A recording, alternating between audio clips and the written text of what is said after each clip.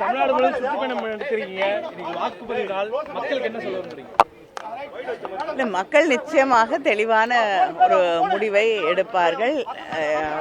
நான் தொடர்ந்து மக்களை சந்தித்த பிறகு உறுதியாக திராவிட முன்னேற்ற கழக ஆட்சி தொடரும், முதலமைச்சர் அவர்களுடைய ஆட்சி தொடரும் என்று உறுதியாக நம்புகிறேன். 200 தொகுதி வெற்றி பெறுவோம் அப்படின்னு சொல்லி சொல்றாங்க. அந்த இலக்கு வந்து சாத்தியப்படுமா?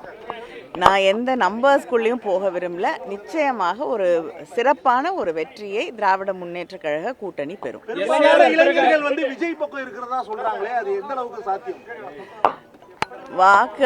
எல்லா வாக்குகளையும் எண்ணிய பிறகு உண்மை என்னன்னு எல்லாரும் புரிந்து கொள்ளக்கூடிய அளவிற்கு எல்லாருக்குமே தெரியும். திமுக மறுபடியும் வந்து ரிட்டர்ன் வந்தது இல்ல, வரலாறு கிடையாது 71க்கு பிறகுன்னு சொல்றாங்க எதிர்க்கட்சியில.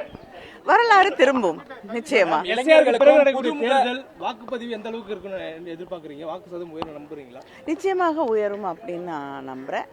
இந்த தேர்தலிலே அதிகமாக வந்து மக்கள் ஆர்வத்தோடு வந்து வாக்களிப்பார்கள்.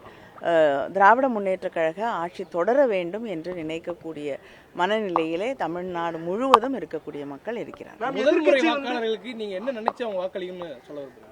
வந்து வாக்களியுங்கள்.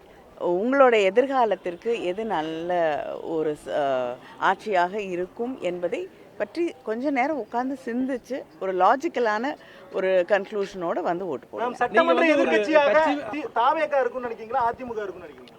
உங்க விருப்பம் என்ன? எனக்கு விருப்பம்லாம் இல்லைங்க.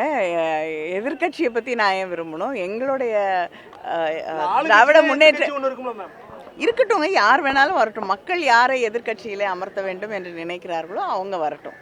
நீங்க ஒரு மக்கள் பிரதிநிதி தாண்டி ஒரு வாக்காளராக வந்திருக்கீங்க. வாக்களிக்கிறதுக்கு முன்னாடி ஒரு வாக்காளரும் எதை சிந்திக்கும்னு சொல்ல வரீங்க?